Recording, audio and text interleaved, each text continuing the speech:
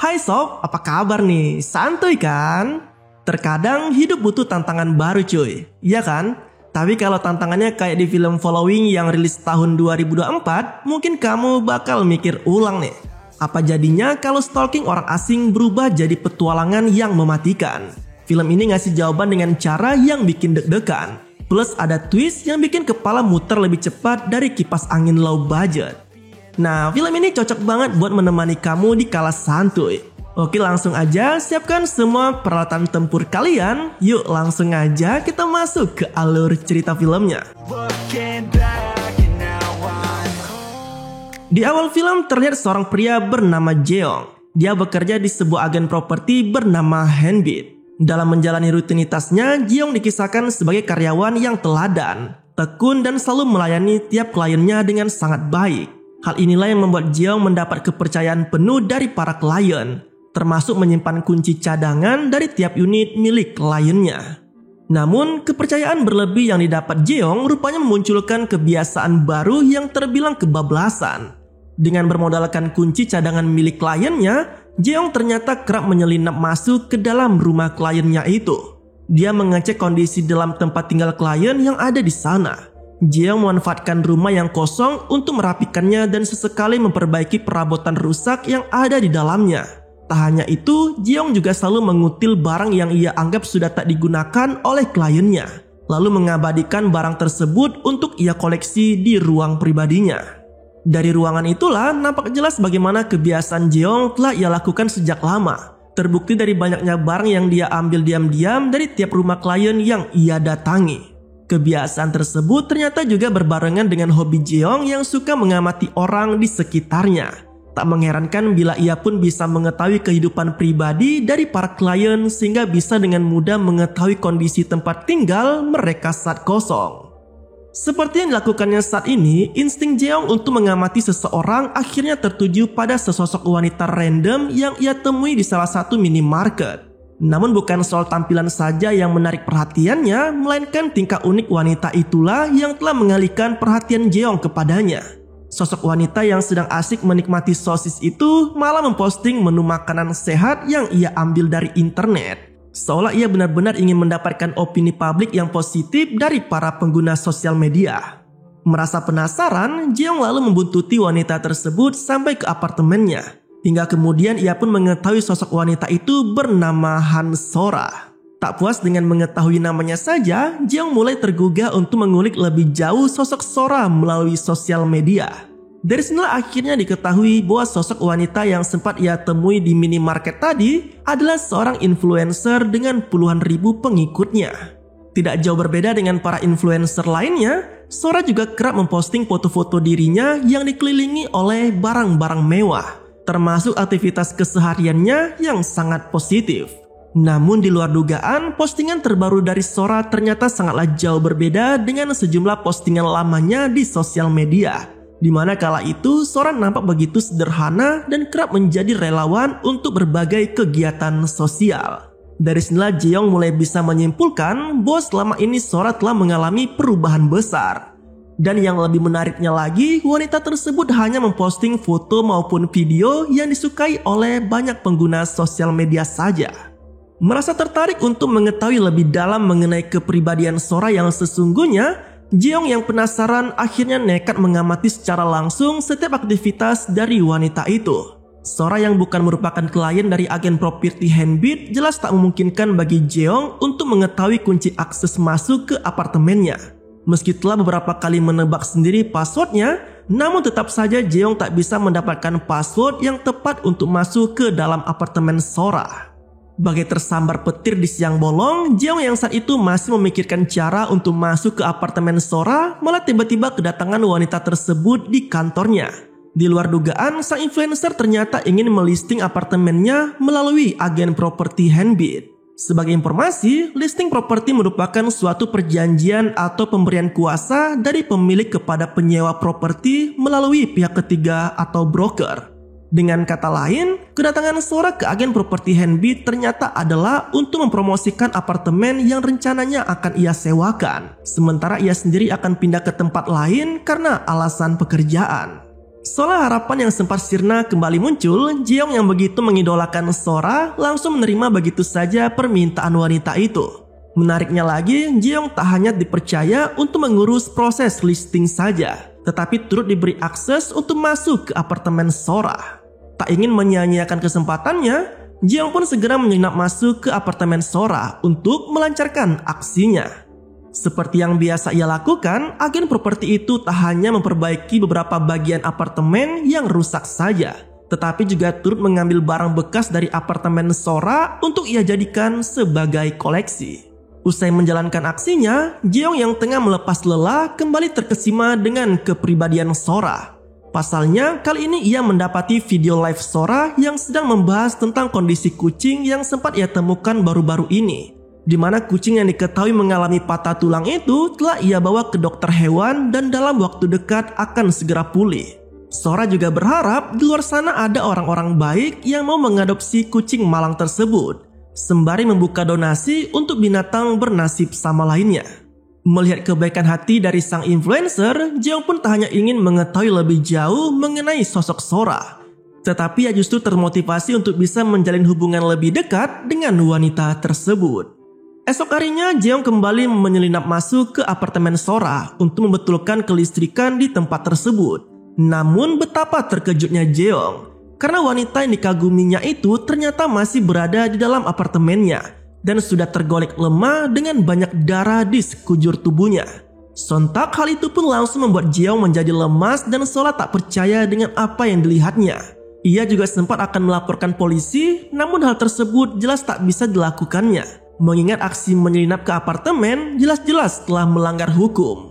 Tak mau dihantui sendiri dengan rasa bersalahnya, Jeong lalu berinisiatif untuk mengajak klien lainnya yang sedang mencari tempat tinggal untuk bersama-sama melihat kondisi apartemen Sora, yang notabene memang sedang dipromosikan oleh agen propertinya. Namun di balik itu, aksi Jeong kali ini ternyata dilakukan agar ia seolah-olah bisa mengetahui meninggoynya Sora dan secepat mungkin melaporkannya ke polisi tanpa menimbulkan kecurigaan dari pihak manapun. Di luar dugaan, Jeong dan kedua kliennya yang baru masuk ke apartemen Sora malah tak mendapati keberadaan wanita itu di sana. Bahkan sofa yang tadinya bersimbah sirup kurnia malah kini terlihat bersih dan tak sedikit pun menyisakan noda di atasnya. Kini perasaan Jeong pun kian bercampur aduk, karena di satu sisi ia benar-benar khawatir dengan kondisi Sora. Namun di sisi lain, Jeong juga takut bila ternyata telah ada sosok pembunuh Sora yang mengetahui aksinya dalam menyelinap ke apartemen wanita tersebut. Karena bagaimanapun juga, Jeong adalah saksi satu-satunya dalam insiden penemuan mayat tadi. Sejak peristiwa tersebut, hari-hari Jeong dipenuhi dengan rasa bersalah sekaligus takut akan nasib Sora, tak terkecuali dengan dirinya sendiri yang bisa saja menjadi incaran pembunuh di luar sana, atau malah terseret atas kasus hilangnya influencer itu. Karena alasan itulah Jeong mulai sibuk mencari-cari informasi mengenai berita orang hilang. Namun sayangnya tak ada satupun berita yang memuat soal hilangnya Sora.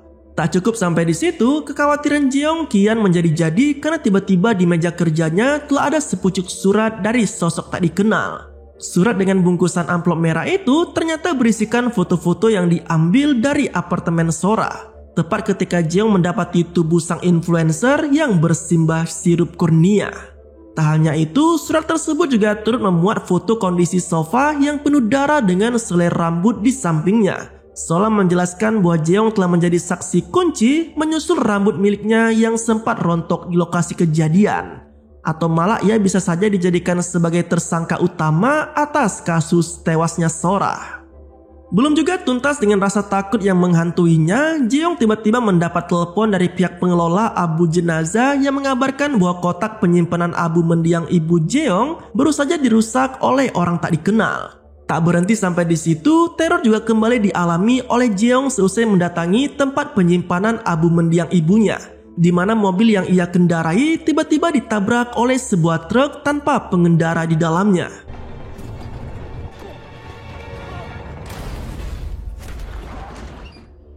Sementara itu, seorang wanita juga berprofesi sebagai influencer tengah melaporkan kasus hilangnya Sora di kantor polisi. Wanita bernama Horugi itu mengungkapkan tentang komunikasi terakhirnya dengan Sora, di mana ia sempat dihubungi Sora melalui telepon beberapa hari lalu. Dalam obrolan mereka, Sora meminta Horugi untuk segera menghubungi polisi bila sesuatu terjadi padanya. Dan Sora pun sampai sekarang masih tak diketahui keberadaannya dan ponselnya pun tak bisa dihubungi lagi. Meski mengaku memiliki hubungan layaknya sahabat, namun antara Horugi dan Sora justru terkesan saling menjelekkan satu sama lain di sosial media. Hal itu juga yang sempat dipertanyakan oleh detektif Yongjo saat interogasi. Meski pada akhirnya Horugi tetap berkelit mengenai hubungan baiknya dengan Sora. Dalam proses investigasi, Yongjo turut menemui Jeong di kantornya. Namun agen properti itu agaknya masih cukup lihai dalam menyembunyikan fakta sesungguhnya, terutama soal aksi menyelinap ke apartemen Sora tempo hari. Tak hanya itu, penyelidikan juga dilakukan di apartemen Sora. Meski awalnya tak menemukan adanya hal mencurigakan, namun pada akhirnya Yongjo mendapati adanya bekas robekan di sofa dengan sisa darah yang masih menempel. Nah, di waktu yang sama, Jeong yang juga turut menyaksikan proses investigasi dari kejauhan seketika langsung merasa cemas. Terlebih ia khawatir jika suatu saat nanti dirinya akan terseret dalam kasus hilangnya Sora. Tak mau tinggal diam, Jeong mulai menelusuri setiap video yang ada di akun sosial media Sora. Dari salah satu video itulah perhatian Jeong mulai tertuju pada satu akun yang terus mencela si Sora. Tak lain dan tak bukan adalah akun Horugi. Tak hanya melontarkan komentar cemoohan dan kata-kata kasar saja, Horugi ternyata sempat membuat siaran langsung di akun sosmed miliknya yang secara khusus membahas tentang si Sora. Dalam video tersebut, Horugi mengungkapkan soal sejumlah kebiasaan buruk dari Sora, termasuk kamuflasenya yang selalu ingin tampil menjadi orang baik di sosial media, sementara yang asli malah sebaliknya. Selain itu, Horugi turut membeberkan soal penyalahgunaan uang donasi dari para pengikutnya yang justru digunakan sendiri oleh Sora untuk kepentingan pribadinya. Kejanggalan lain juga sempat ditemukan oleh Jeong, entah kebetulan atau memang direkayasa, namun yang pasti Sora dan Horugi memiliki pose yang sama di tiap postingan mereka. Sora dibuat penasaran dengan sosok influencer tersebut. Jeong yang pada dasarnya memang suka menguntit kehidupan orang lain, jelas tak sulit untuk mengorek informasi mengenai Horugi. Dengan melihat-lihat beberapa video yang dibagikan Horugi, Jeong pun mengetahui tempat tinggal dari wanita tersebut. Menariknya lagi, Horugi yang diketahui kerap menjual berbagai barang pribadinya lalu dimanfaatkan oleh Jeong untuk menjebaknya. Dengan berpura-pura ingin COD-an, Jeong akhirnya berhasil menyelinap masuk ke apartemen Horugi yang sedang kosong. Meski tak mendapati adanya bukti keterlibatan Horugi dalam kasus hilangnya Sora, namun Jeong malah menemukan sejumlah amplop merah di apartemen Horugi, sama seperti amplop misterius yang sempat ia dapat sebelumnya. Jeong juga menemukan berkas yang berisi semua umpatan dari Horugi pada Sora selama ini. Sora menjelaskan jika semua perkataan bernada miring dari Horugi dilakukan sesuai dengan skrip yang ada di berkas tersebut. Selain itu, perhatian Jeong sempat tertuju pada komentar dari akun bernama BeWithYou1984 yang kerap muncul dalam skrip tadi. Penasaran dengan akun tersebut, Jeong pun memanfaatkan komputer milik Horugi untuk menelusuri pemilik akun BeWithYou1984. Hingga akhirnya diketahuilah bahwa pemilik akun tersebut merupakan seorang pria parubaya bernama Lee. Dari sini juga diketahui bahwa Lee merupakan fans berat dari Sora. Hal ini terbukti dari setiap postingan foto Lee yang selalu meniru gaya Sora, baik pose maupun lokasinya. Di waktu yang sama, Horugi yang bosan menunggu calon pembeli yang tak kunjung datang, akhirnya memutuskan untuk pulang kembali ke apartemennya. Kondisi inilah yang mau tak mau telah memaksa Jeong untuk segera pergi meninggalkan tempat tersebut. Dengan diliputi oleh rasa penasarannya, kini Jeong mulai mencurigai adanya hubungan dekat antara Sora dan Horugi. Hal itu didasarkannya pada penemuan amplop merah di tempat tinggal influencer tadi. Setibanya di rumah, Jeong tiba-tiba diserang oleh dua orang yang tak dikenal. Dengan membabi buta, kedua orang berhelm itu mencoba menganiaya Jeong. Namun, siapa sangka, agen properti tersebut justru berhasil melepaskan helm dari salah satu sosok yang menyerangnya. Tak lain dan tak bukan adalah Lee, si pemilik akun BeWithYou1984. Mengetahui sosok yang menyerangnya, Jeong yang tak mau ambil pusing lalu bergegas menuju kantor polisi untuk melaporkan kejadian tersebut. Dengan ditemani oleh detektif Yongjo, Jeong kini kembali ke apartemennya dengan penuh percaya diri seolah ia tak hanya bisa membela diri saja, tetapi sekaligus juga bisa membantu polisi mengungkap kasus hilangnya Sora. Namun, Lee yang seharusnya bisa mereka tangkap dengan mudah ternyata malah sudah dalam kondisi tak bernyawa. Tubuhnya tergantung layaknya orang sedang bundir. Di tengah kondisi apartemen yang berantakan, Hyungjo malah menemukan amplop merah baru yang ternyata berisi foto-foto Jeong termasuk foto dirinya yang sedang bersama Lee. Mendapati foto tersebut, Hyungjo pun langsung mencurigai Jeong yang diduga telah berkomplot dengan Lee dalam kasus hilangnya Sora. Tak terima dengan tuduhan tersebut, Jeong yang berontak akhirnya berhasil kabur dari cengkraman Hyungjo.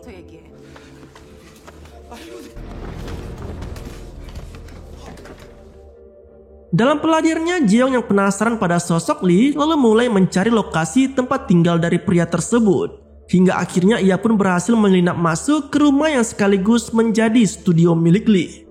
Di tempat itulah Jeong mendapati secari kertas yang bertuliskan alamat tempat penyimpanan abu jenazah ibunya. Tak mengherankan bila tempo hari tempat penyimpanan abu milik mendiang ibunya pun sempat dirusak oleh orang tak dikenal, yang kemungkinan besar dilakukan oleh Lee itu sendiri. Dirundung rasa penasaran, Jeong nekat mencuri abu milik ibunya sendiri dari tempat penyimpanan abu jenazah. Dari dalam guci abu itulah Jeong mendapati pisau dengan noda darah dan sebuah amplop merah. Anehnya amplop merah kali ini tak berisikan foto-foto sebagaimana yang sempat didapat oleh Jeong sebelumnya, melainkan hanya berisi secari kertas dengan tulisan bernada ancaman di dalamnya, yang mana si pengirim surat mengancam akan melaporkan gudang rahasia milik Jeong yang menjadi tempat koleksi pribadinya sekaligus juga bukti dari aksi menyelinapnya selama ini. Dari penemuan amplop merah itulah Jeong semakin yakin bahwa orang yang telah menerornya selama ini tak lain adalah Horogi yang bekerja sama dengan Lee. Hal tersebut didasarkannya pada penemuan sejumlah amplop merah kosong yang ada di apartemen influencer itu. Di waktu yang sama, Horogi sedang melakukan siaran live di akun sosial media miliknya, di mana kali ini ia membahas tentang Jeong yang disebut-sebut sebagai dalang di balik hilangnya Sora. Bahkan ia sampai membuka donasi hanya untuk meminta dukungan apabila tuntutan hukum harus ia lakukan pada Jeong. Di tengah siaran tersebut, pintu apartemen Horogi tiba-tiba digedor dengan sangat keras. Namun siapa sangka ternyata sosok yang datang kali ini adalah Jeong. Dengan penuh amarah, agen properti itu pun langsung mengintervensi Horogi untuk mengungkap semua fakta yang terjadi selama ini. Ia nampaknya sudah sangat yakin jika selama ini sang influencer memiliki hubungan dengan Lee. Dan benar saja, Horogi yang berada di bawah ancaman pun akhirnya mengakui bahwa dirinya lah yang telah mengenalkan Lee pada Sora. Namun semua itu ia lakukan karena dirinya yang terus saja diteror oleh pria tersebut. Tak hanya itu, Horogi juga turut mengungkapkan bahwa selama ini ia dan Sora memang memiliki hubungan pertemanan yang sangat dekat. Bahkan pertikaiannya dengan Sora di sosial media pun diakuinya hanya sekedar drama settingan saja semata demi bisa menaikkan popularitas keduanya. Dari drama pertikaian itulah Sora dan Horogi bisa menarik simpatik banyak pengguna di internet, termasuk mendatangkan keuntungan dari para pengiklan yang mengendorse keduanya.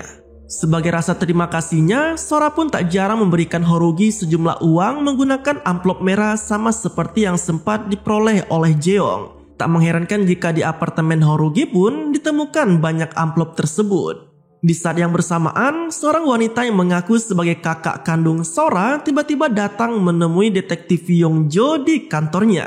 Dalam pengakuannya, wanita tersebut mengatakan bahwa selama ini Sora merupakan sosok adik durhaka, sering berbuat semaunya sendiri dan terkesan setengah gila.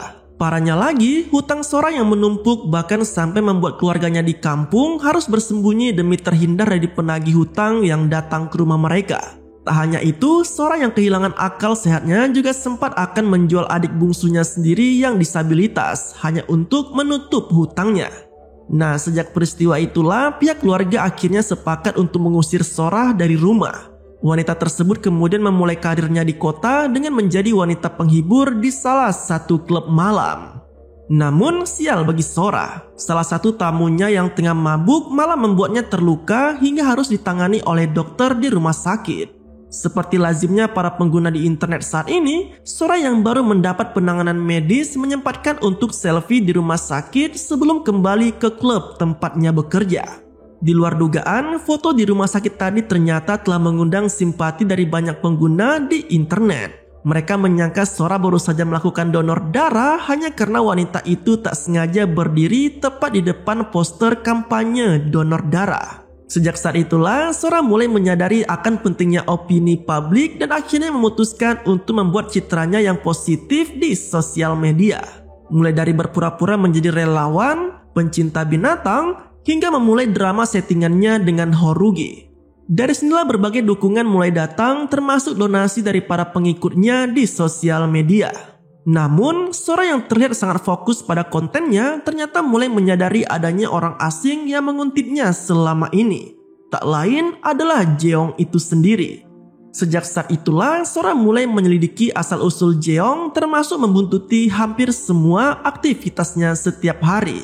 Sejak saat itulah rencana busuk direncanakan oleh Sora. Dengan memanfaatkan Lee yang notabene begitu tergila-gila padanya, Sora memulai aksi terornya kepada Jeong. Mulai dari penemuan mayat dirinya di apartemen, pengiriman foto dalam amplop merah, merusak tempat penyimpanan abu jenazah ibu Jeong, hingga mengedit fotonya bersama Lee. Hal itu semata ia lakukan agar polisi mengira Jeong telah bersekongkol dengan Lee.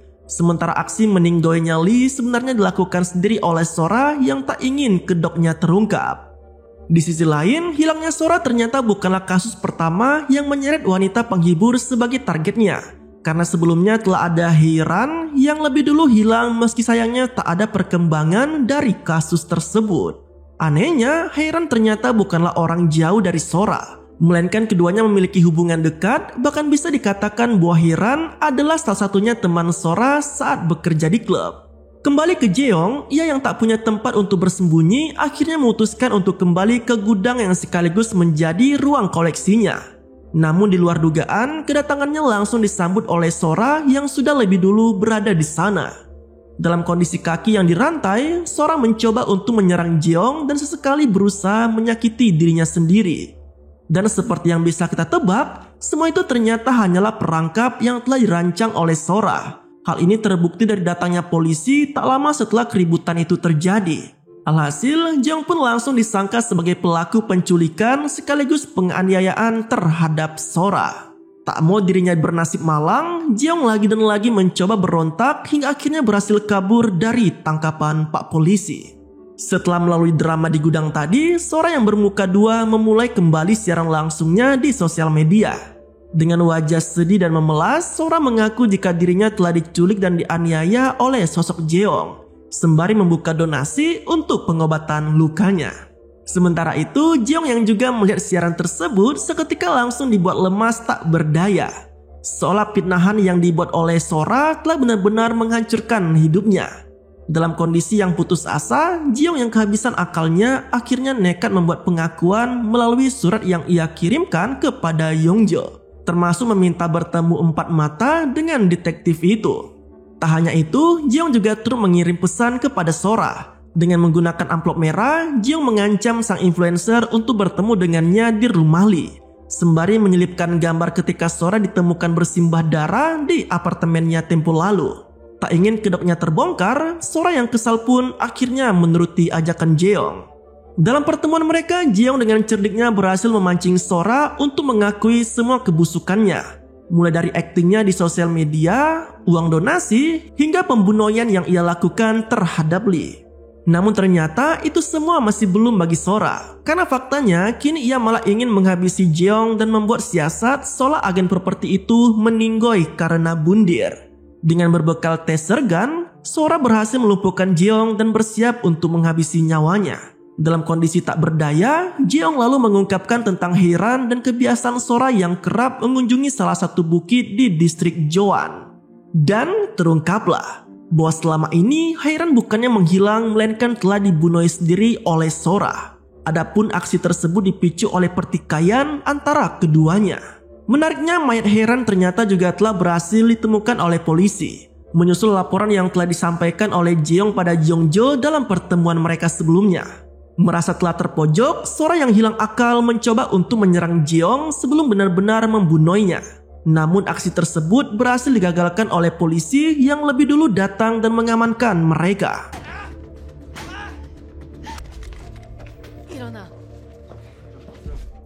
Usut punya usut, pertemuan di rumah Lee ternyata telah disetting lebih dulu oleh Jeong dan Yongjo. Mereka rupanya telah menempatkan sejumlah kamera yang bisa dipantau langsung oleh Yongjo dan satuannya di tempat lain.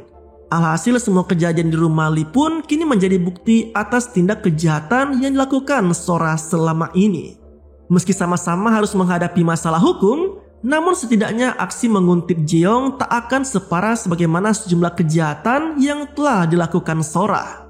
Terlebih ia telah merasa sangat lega karena pada akhirnya sosok influencer yang telah menerornya itu berhasil ditangkap Pak Polisi.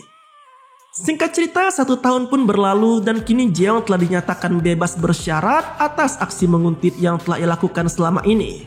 Ia juga sempat menemui Yongjo untuk menyatakan rasa terima kasihnya karena bagaimanapun juga detektif tersebut sudah rela mendengarkan pengakuannya, termasuk membantunya dalam mengungkap kejahatan Sora.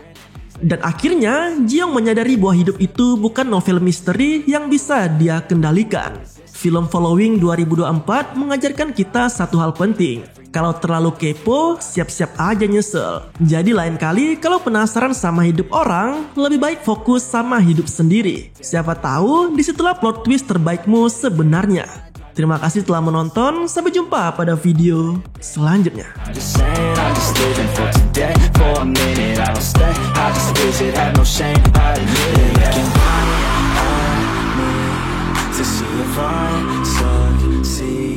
To see if I